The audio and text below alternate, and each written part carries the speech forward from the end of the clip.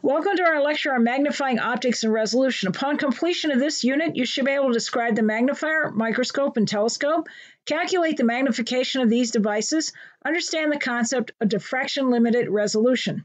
Okay, now making things look larger isn't that difficult. You just get closer to them. So closer objects look larger because they have a subtend a larger angle, theta, called the angular size of the object. So here, of course, here's an object when you're at a certain distance, and it will subtend a certain angle here. If you move up closer, the angle gets larger. But there is a limit on this, something called your near point. If you get something closer to your eye than your near point, it comes out blurry. And the worst thing about this is also as you age, or if you're farsighted, your near point could be 100 centimeters. It limits to how close you can get something. So in this case, if your near point is 25 centimeters, the maximum angular size viewable by your unaided eye is for h in centimeters, h over 25 centimeters. This will give you theta near point. Now, if your near point is larger than this or smaller, you should substitute in the one that you have. And of course, all this is just this divided by that. Now, notice that this will be in radians, so be careful with that. And also, make sure that h is in centimeters. There's a units trap there. Now, suppose we view an object of height h through a single converging lens. Remember, converging lenses can magnify. Diverging lenses do not, so it must be a converging lens. If the object's distance from the lens is less than the lens's focal length, but very close to the lens's focal length, you're going to see an enlarged upright virtual image. And used in this way, the lens is called a magnifier. So what this lens does, here's the object that would be very difficult for you to examine in good detail.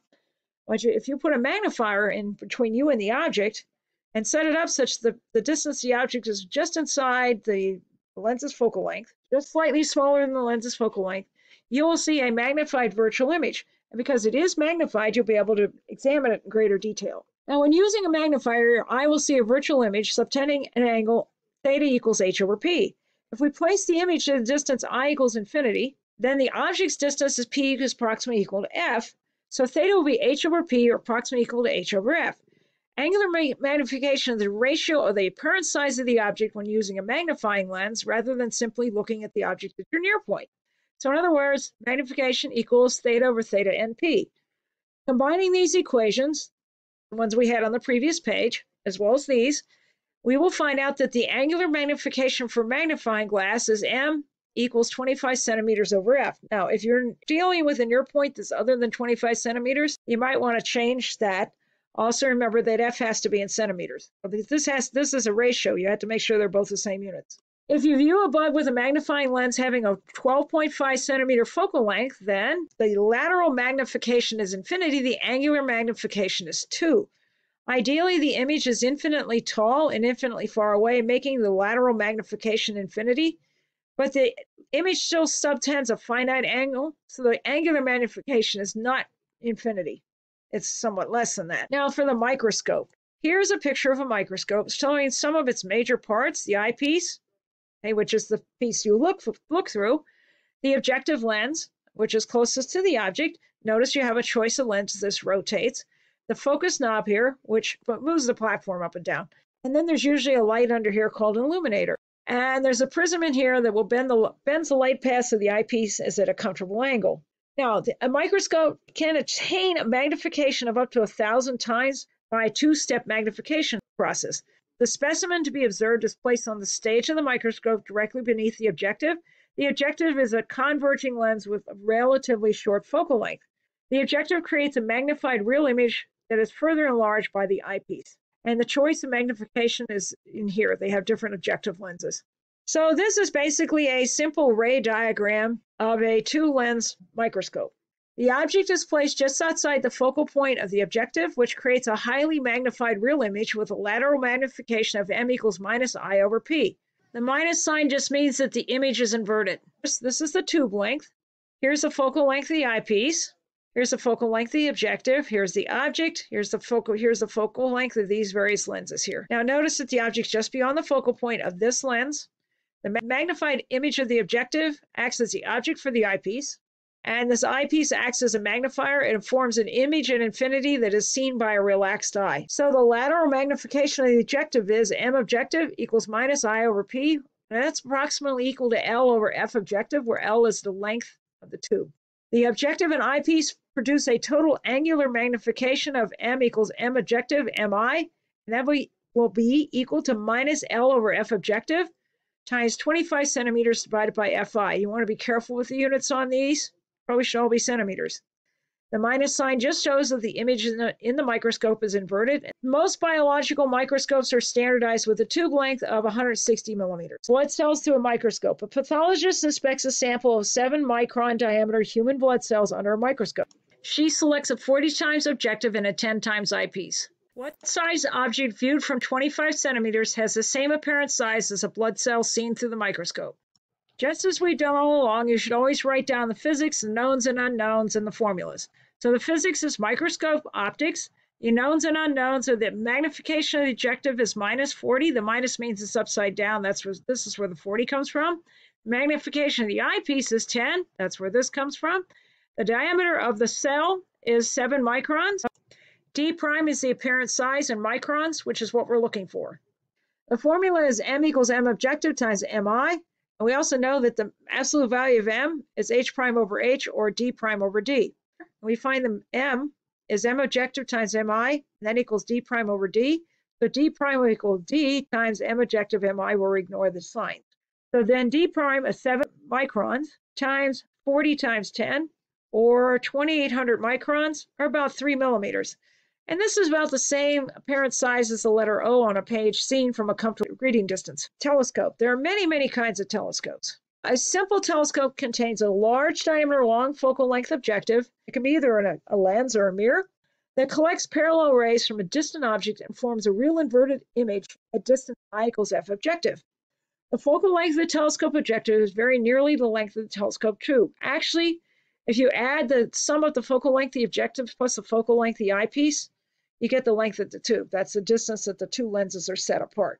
Now, the eyepiece focal lengths are typically very small. They're like 10 millimeters, 20 millimeters, 30 millimeters, and they're used to set the actual magnification of the telescope.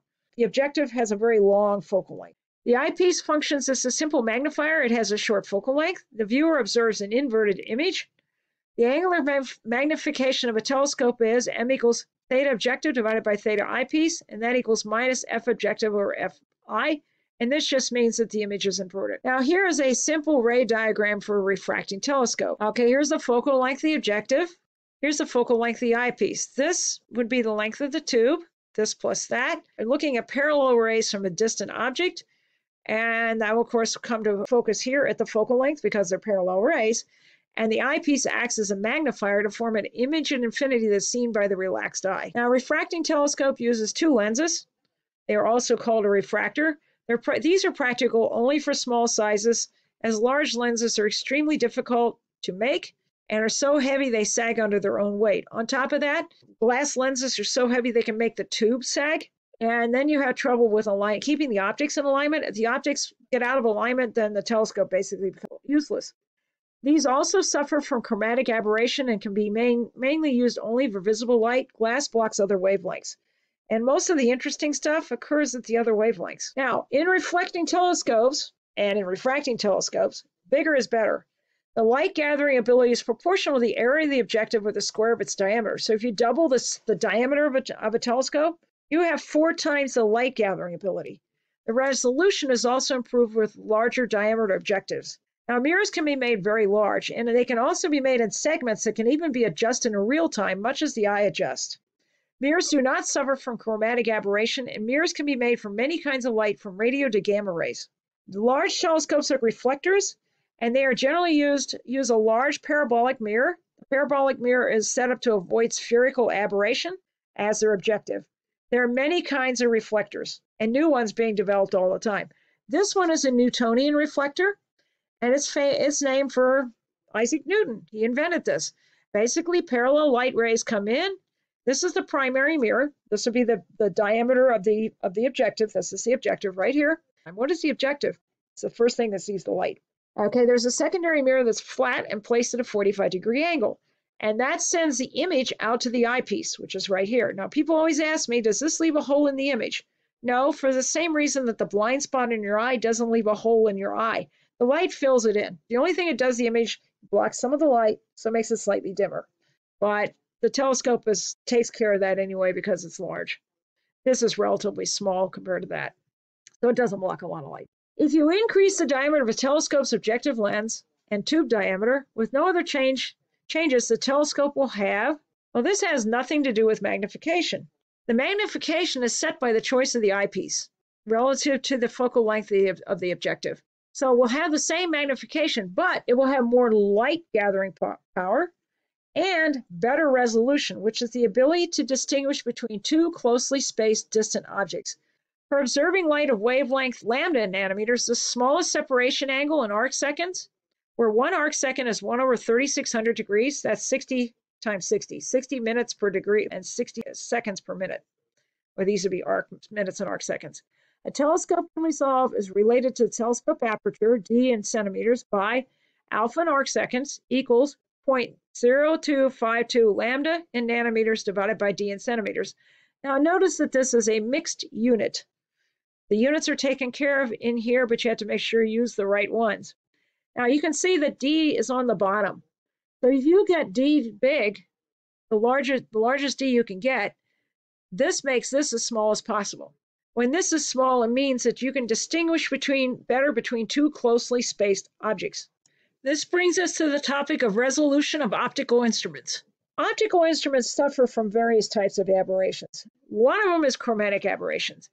This would be only for lenses. Okay, lenses are the ones that suffer from chromatic aberration. Any actual glass lens has dispersion. That is, its index of refraction varies slightly with wavelength.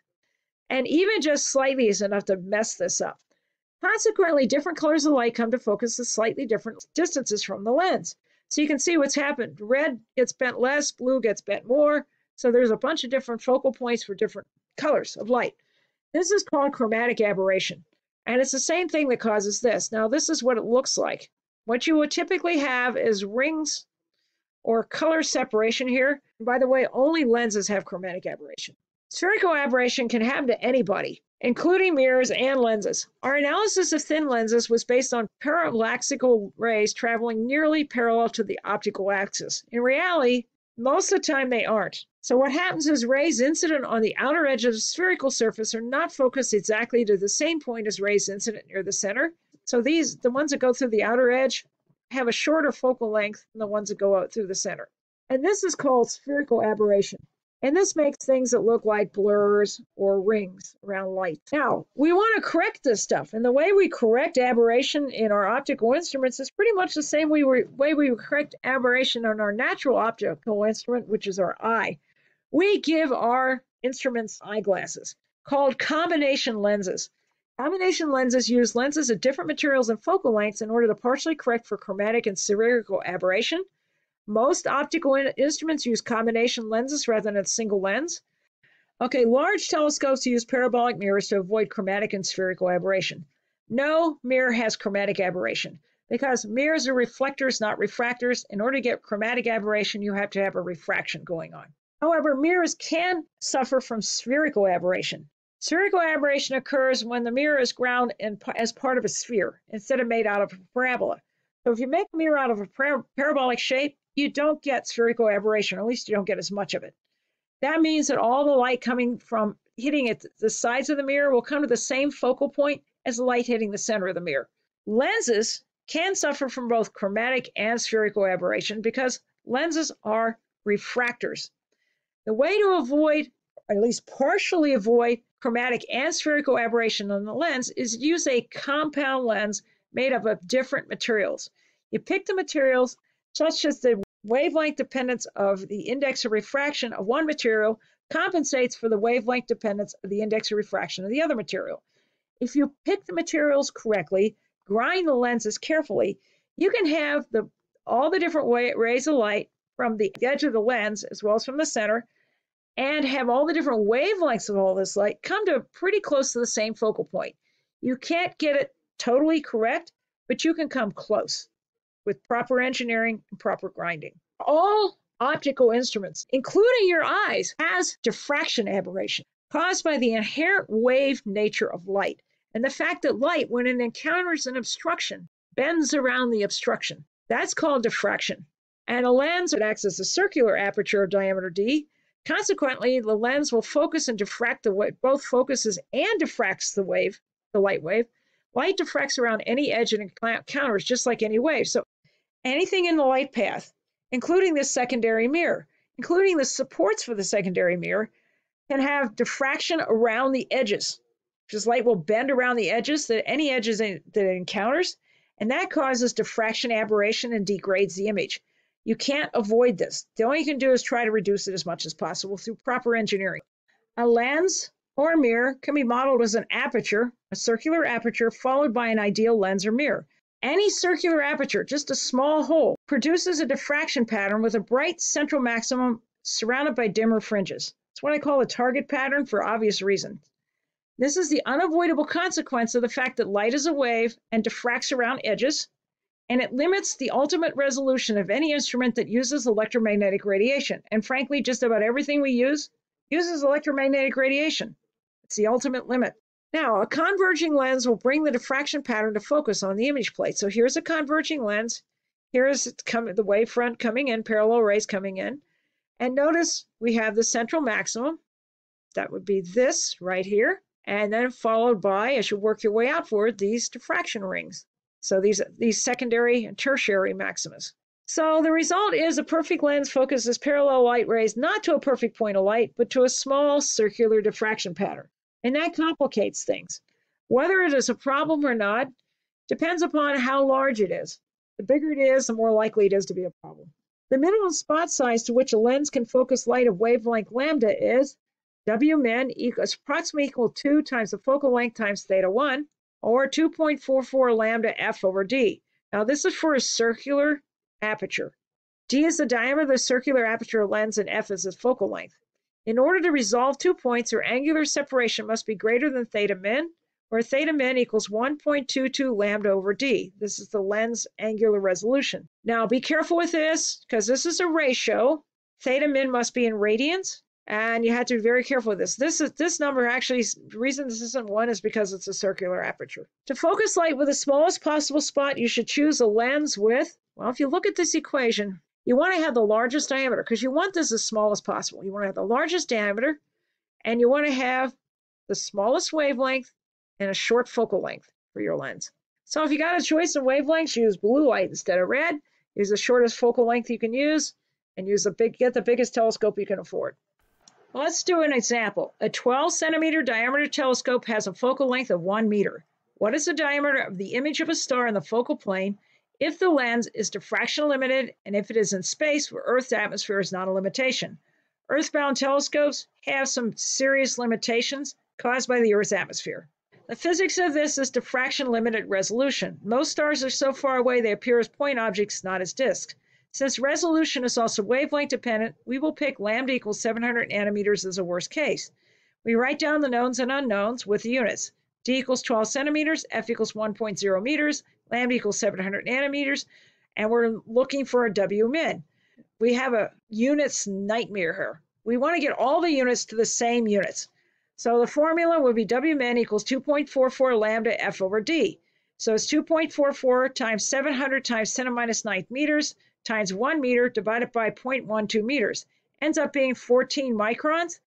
This would not be noticeable to the unnaked eye, but if it was recorded in a large, say you took a picture of it and then blew up the picture, you would have problems with this. And the way we could get around that, the best way would be to increase the diameter of the objective, get a bigger telescope. That would proportionally improve the resolution, and this is why one of the reasons we build telescopes so large.